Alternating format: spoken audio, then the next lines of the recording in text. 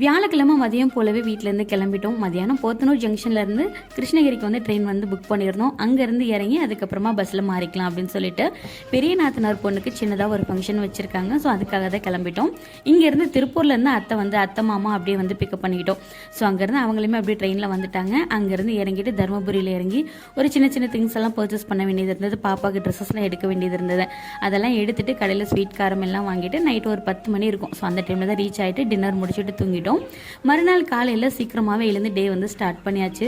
அக்கா வந்து வீட்டில் அவ்வளோ செடிகள் வந்து வச்சுருக்காங்க. இவங்க வந்து என்னோட ஹஸ்பண்டோட ஓன் சிஸ்டர் கிடையாது, என்னோட பெரிய மாமனாரோட பொண்ணு. ஸோ கண்டிப்பாக நாங்களும் வரணும் அப்படின்னு சொல்லியிருந்தாங்க. காலையில் எழுந்திரிச்சு அப்படியே அந்த மார்னிங் ரொட்டீன் பார்த்துக்கிட்டே அவ்வளோ அழகாக செடிகள்லாம் வச்சுருக்காங்க. எப்போவுமே ஸ்டேட்டஸ்லலாம் வைப்பாங்க எங்கள் வீட்டில் எவ்வளோ பூ பூத்துருக்கு அப்படின்னு சொல்லிட்டு. பட் நேரில் வந்து இப்போ தான் ஃபர்ஸ்ட் டைம் வந்து பார்க்குறேன். ஃபங்க்ஷன்லாம் நல்லபடியாக முடிச்சுட்டு மதியானம் ஒரு 1 மணி போல் ரிட்டன் அங்கேருந்து வந்து கிளம்பிட்டோம். நைட்டு கோயம்புத்தூருக்கு ஒரு 11 o'clock போல் ரீச் ஆயாச்சு.